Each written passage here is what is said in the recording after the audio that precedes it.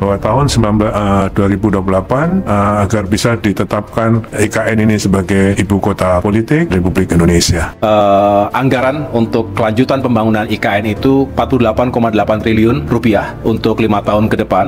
Presiden Prabowo Subianto ingin menjadikan ibu kota negara IKN Nusantara sebagai ibu kota politik pada akhir masa pemerintahannya. Menteri Koordinator Infrastruktur dan Pembangunan Kewilayahan Agus Harimurti Yudhoyono, AHY, menjelaskan dengan menjadi ibu kota politik, maka pembangunan di IKN akan lebih difokuskan untuk gedung-gedung eksekutif, legislatif, dan yudikatif.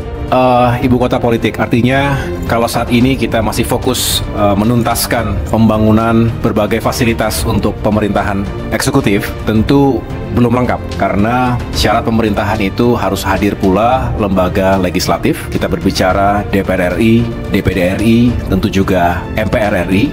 Sedangkan untuk lembaga yudikatif, Ketua Umum Partai Demokrat itu mengatakan pembangunan bakal dikejar sehingga setiap bagian dari trias politika tak hanya menjadi berupa simbol, tetapi menjadi bangunan yang nyata. Menurutnya, dengan fokus dalam menyiapkan bangunan eksekutif, legislatif, dan yudikatif, maka Indonesia bakal memiliki kelengkapan utuh dalam mewujudkan pemerintahan di sebuah negara yang demokratis. Oleh karena itu, harapan Bapak Presiden adalah ya fokus dulu di sana, sehingga dengan demikian kalau semua sudah berdiri, ketiga fungsi tadi, maka sebetulnya kita sudah bisa menjalankan tugas-tugas, kegiatan-kegiatan politik, baik yang sifatnya harian maupun strategis. Dengan demikian, langkah Presiden Prabowo Subianto menjadikan IKN Nusantara sebagai ibu kota politik berpotensi memperkuat struktur pemerintahan Indonesia dan menciptakan landasan kokoh bagi demokrasi yang lebih responsif, sekaligus menarik perhatian investor untuk pembangunan berkelanjutan.